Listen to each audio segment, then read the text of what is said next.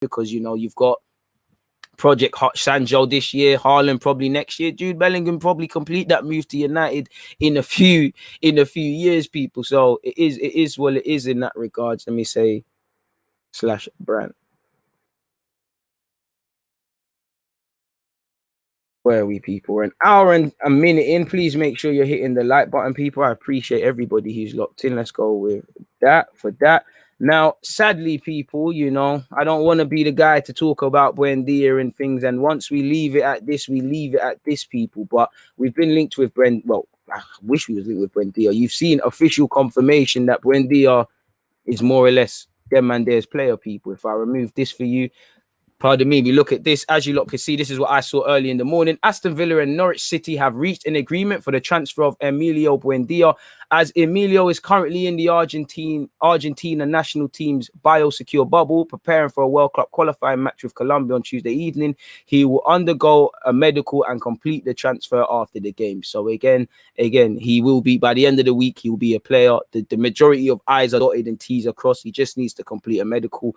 Again, I don't wish bad mind, but sorry, Aston Villa fans. I hope he does fail that medical and you lot are half-hearted and then we're able to go in for him or something. But we all know it's not going to happen in that regards. It's not going to be plain sailing like that.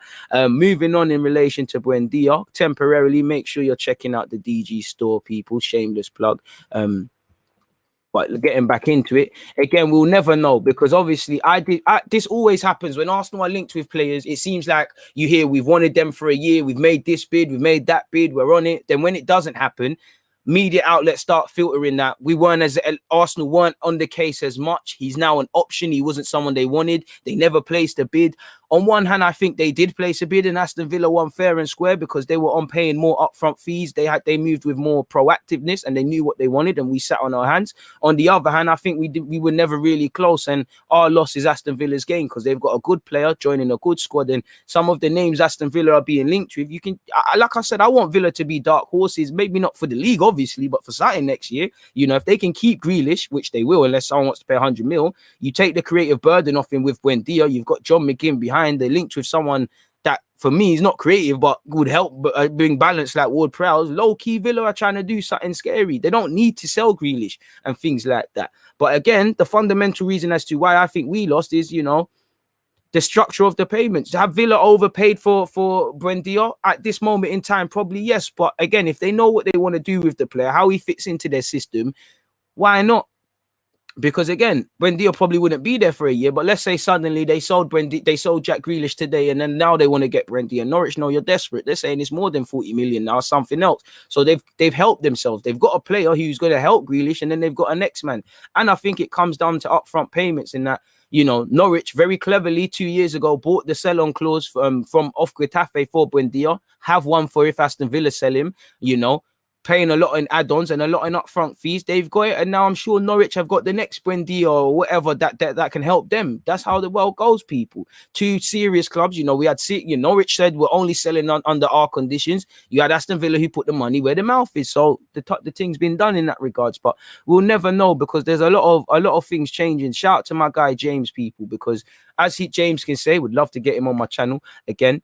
Aston Villa confirmed Emi Buendia will complete his transfer after Argentina's World Cup qualifying Tuesday. Villa's financial package was more, well, he didn't say more, but Villa's financial package more enticing for Norwich. And as reported on Saturday, clear vision of how he'd fit into the team and convinced the player not to wait. Now, Arsenal, I'm not saying we didn't want Buendia or we didn't try, because I think we did, but you get the vibe that Arsenal were like, yeah, we like Buendia, but what's going on with Ødegaard?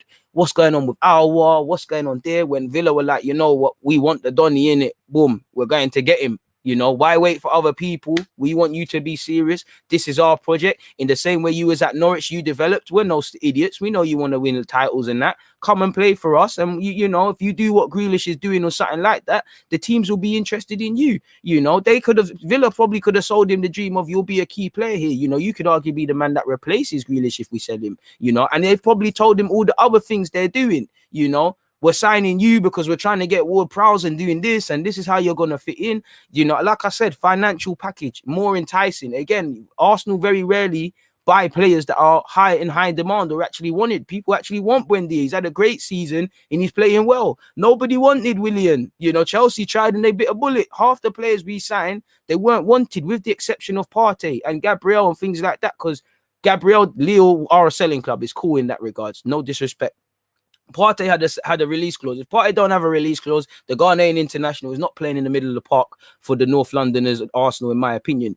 Moving away, apparently Arsenal still retain strong interest in Martin Ødegaard. What sort of deal can be done there, if any, will depend on the decision of the new Real Madrid coaching staff and Florentino Perez, which is Carlo Ancelotti. I personally think Ødegaard would stay, but who knows, man? There's a lot of futures up in there at Real Madrid, even the more experienced players. And if you're Real Madrid, surely you're trying to sort out the futures of the Iscos, the Marcelos, the Gareth Bales way before Ceballos and Ødegaard, because surely them man are eating more into you lot's, you know, cash reserves, and especially when there's COVID and all them sort of things there. Shout out to Chris Wheatley as well, because apparently Arsenal matched the salary being offered to Buendia, but Villa's package to Norwich was more enticing. People told Arsenal match it, or even, sorry, he's told that Arsenal matched it or went even more, but on a different structure of the deal. So again, some people, not saying Chris or James, shout out to Chris as well, but as you're seeing, some journalists are saying that we actually matched the offer. We tried to bring him in. He was never more than an option. You know, we wanted to be kept up to date, but we never placed the bid. We'll never know. But if we go off that, that tells me, you know, from that we matched the salary, you know, Villa's package to Norwich was more enticing. So they you know, they said, you know what, not Villa, you lot are serious. Arsenal are peeing about, or Arsenal ain't got the money to go that long.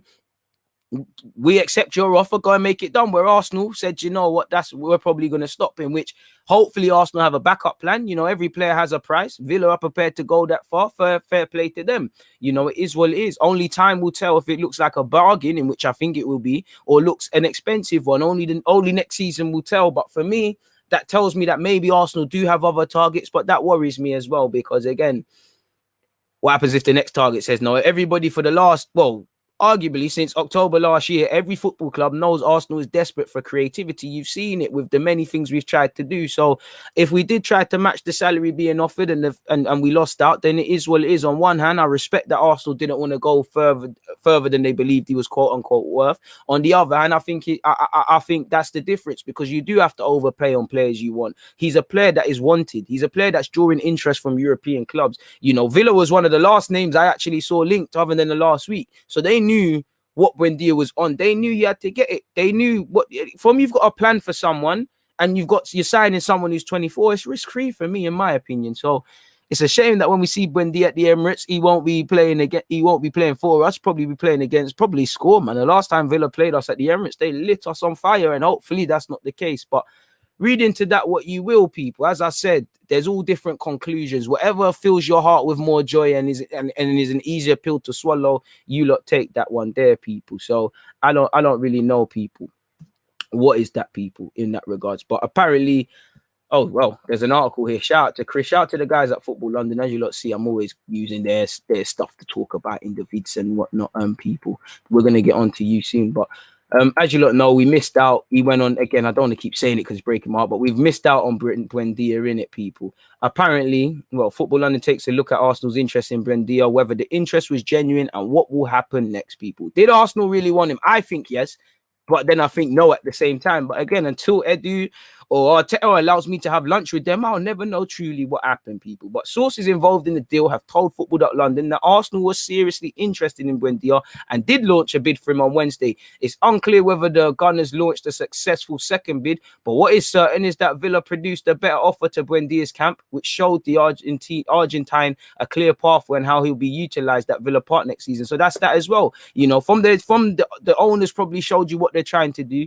They probably showed you what they want. There's an issue. And maybe Arsenal, the bid didn't get accepted, so we didn't get as far as Arteta talking personally. But let's be real.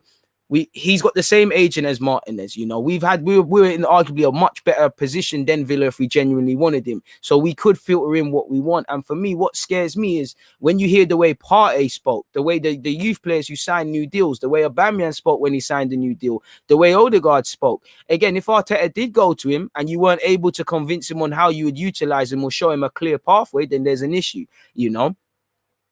There's an if you can't show the player how you're going to use him, how you're going to improve on what you're going to do, there's a problem, people. But anyways, he said, however, Martin Ødegaard remains the main target this summer, and technical director Eddie remains convinced that he can reach a deal with Real Madrid, whether it be a loan extension or a permanent move. A loan doesn't help anybody. In a makeshift world, the only way I could say it helps us is that we grab him. He's got if I'm Real Madrid, Ødegaard, you're not going on loan without signing a new deal, but you go on loan, you have a year left to run on that deal, then we might have to sell you for a cut price, knowing Arsenal will probably do this and have no permanent option, which again makes it irrelevant. And again, he's not our player. We're looking after someone else's crop, and they're going to take it to the market, and they're not even going to give us a little grain for our house or a little pound coin. Like, we're being farmers for no reason. You're not seeing the fruits of our labor, sort of thing. And it's a dangerous game because you hear a lot of conflicting reports with Ødegaard. He's allowed to go, he's staying, he's this, he's that. Well, realistically, a lot of things can happen. We're on the 7th of June. The window closes in the last day of August, first day of September, whatever it is, people. There's a long way to go, and I'm sure Real Madrid know what they want to do, but broadly, they don't know. So something has to give, because you did hear Edu was really fond of Buendia. This is the man he wanted. But again, we don't know, people. In relation to Ødegaard, do you remember Arteta said this a few weeks ago? We have a very clear and strong opinion on what we'd like to do. He's not our player. We will have discussions in the next few weeks, and respect first of all, because he is a Real Madrid player, and we will have those communications. We tried to make everything that we could to get Martin performing for the team, which I think he's done. He's adapted well to our playing and to our football club, and hopefully we have given him as well hope and the feeling that it could be a good place for him. Moving away from that, though, why Buendia is joining Villa, it's worth noting that Buendia has the same agent as Emi Martinez, and both players are close friends with their families intertwined. Realistically, I'm sure, Martinez's words was the icing on top of the cake, and the family played a part, but you're not going to sign, bro. And if you are, you're a bit of an idiot, You're not going to sign for Villa just because the Mandem is there. It doesn't make sense. It doesn't. You've got your own career. So I just think Villa sold a better project. Villa dealt with Norwich better. Villa did everything well that Arsenal didn't. And just the fact that Martinez is his guy there, probably that. Obviously, Martinez, the feelings between Arsenal and him are probably still raw. So he was probably being a bit itchy, put a B instead of that about us. But it is what it is, people. And he sold the project, Don't forget, they've been together in the international period together recently. So again, he taps him up even more. Agent Martinez, people. So yeah, man, they're working on his best future, and this is probably it. He could become a main player in that, which in an ideal world, you want Buendia to be a main player, but you also want other main players at Arsenal. So I think it's saving face for what it's worth, people. It seemed like we wanted the Don. We haven't grabbed the Don now, so there's an issue there. Shout out to them. It's making me cry. Shout out to Villa. They've got a fantastic player that they can utilize and things like that. But that's where that one there ends, in my humble opinion. So that's 140.